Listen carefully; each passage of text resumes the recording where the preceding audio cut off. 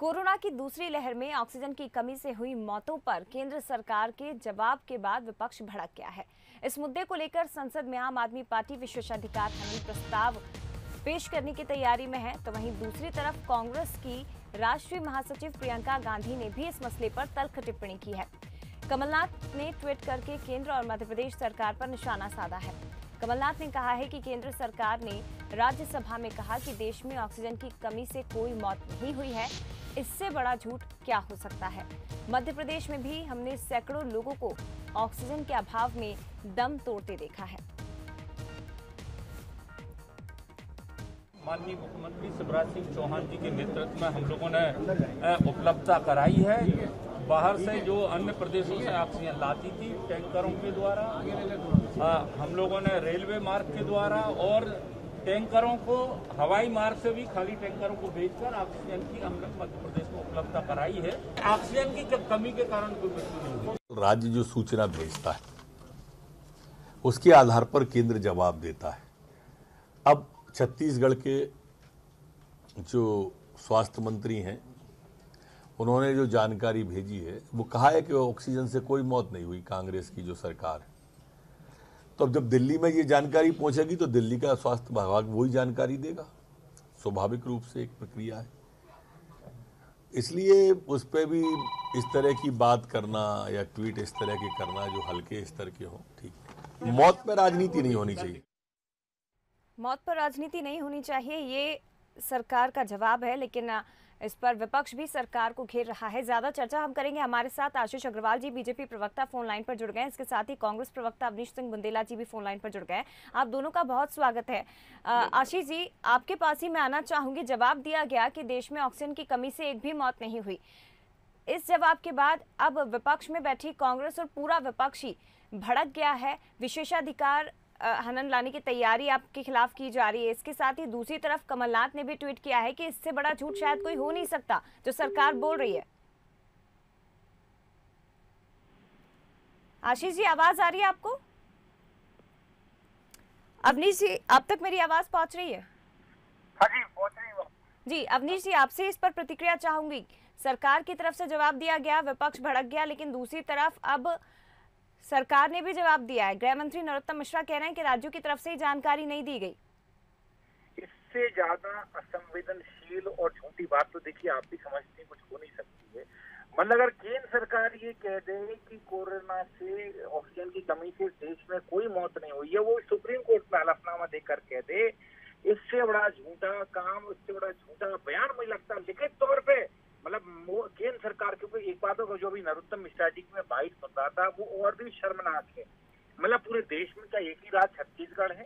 क्या अन्य राज्य नहीं? क्या भाजपा राज्यों को भूल गए या भाजपा राज्य वो अंधेरे में कहीं छुप गए? मतलब ये नरोत्तम मिश्रा जी किस तरह की बात कर रहे हैं कि आप सिर्फ छत्तीसगढ़ की बात कर? वो साहब आप मुझे बताएं, क्या केंद्र सरकार के कोई विशेष अधिकार नहीं होते हैं? कोरोना गाइडलाइन किसकी थी मुझे बताएं? कोरोना गाइडलाइन केंद्र सरकार की थी। कोरोना गाइडलाइन में जो सारे नियम कायदे चलते थे वो केंद्र सरकार के चलते थे। और नरोत्तम मिश्रा जी ये बात भूल गए हैं। मतलब ले दे के वो कह रहे लाशों पर राजनीति, सब लाशों पर राजनीति काम करने का, राजनीति करने का इतिहास भाजपा का रहा है। पहले दिन से कर रहे हो कि आप केंद्र में हलफनामा दे रहा हो, जहाँ सिर्फ मध्य प्रदेश में एक महीने में 1.5 लाख लोगों की मौतों की पुष्टि की दैनिक भास्कर जैसे एक राष्ट्रीय अखबार ने एक महीने में, मई के महीने हो रहा, आप कह रहे हो कि कोई मौत नहीं है कोरोना ऑक्सीजन की कमी से देश में। आप ऑक्सीजन बकायदा सुप्रीम कोर्ट में लिखित हलफनामा दे रहे हैं। कौन? केंद्र सरकार, मोदी सरकार। तो मुझे लगता इससे ज्यादा असंवेदनशील, इससे ज्यादा शर्मनाक, इससे ज्यादा झूठा बयान देश में नहीं विश्व की राजनीति में शायद इतिहास में आज तक कहीं देखने और सुनने को नहीं मिला कि आप बकायदा जो न्याय का मंदिर है सुप्रीम कोर्ट, उसमें आप लिखित हलफनामा दे रहे हैं। ठीक है अवनीश जी, हम बीजेपी से भी इस पर प्रतिक्रिया ले लेते हैं। आशीष अग्रवाल जी हमारे साथ फोन लाइन पर जुड़ गए।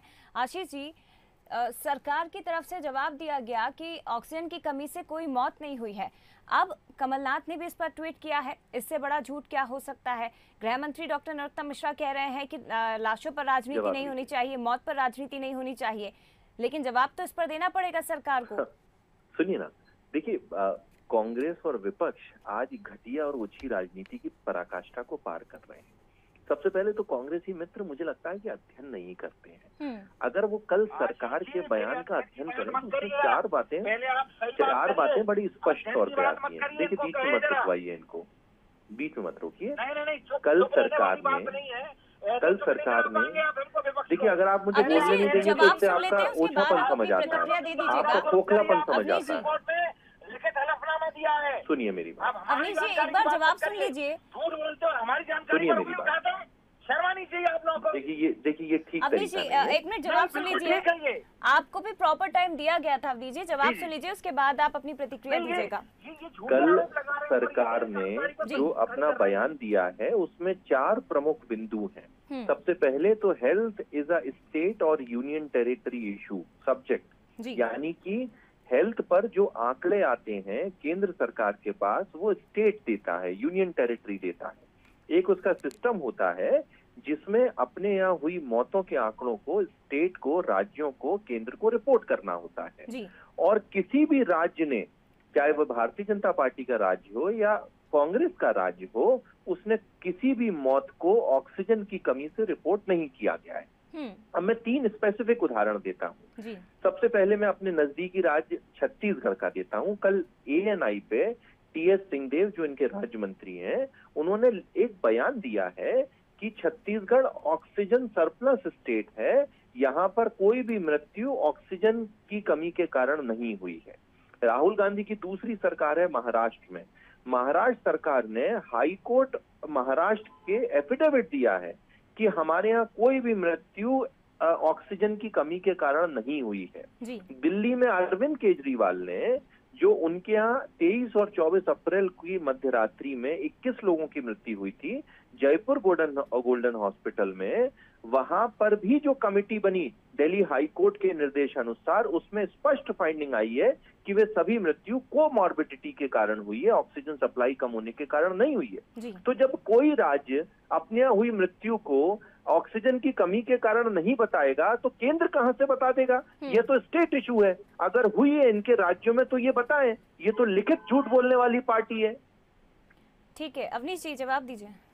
आई am asking to mister Ashish Agarwal, what about Madhya Pradesh and what about Uttar Pradesh? Uttar Pradesh जहाँ पर गंगा में लाशें बहाई नहीं, दफनाई नहीं। ये इस तरह की डिबेट है क्या आपकी? आप अच्छे प्रवक्ता, आप अच्छे प्रवक्ता हैं। आप अगर आरोप लगा रहे हैं मध्य प्रदेश में कोई भी मृत्यु ऑक्सीजन की कमी के कारण नहीं हुई है, ये हम पहले भी कहते थे, आज भी कह रहे हैं। अगर आपके नेता आरोप लगा रहे हैं तो सबसे पहले आप अपने राज्यों का जवाब दें। उन्होंने तो लिखित में एफिडेविट दिया है, बयान दिए। देखिए अध्ययन करके बात किया करिए अवनीश भाई, ये ठीक विषय है।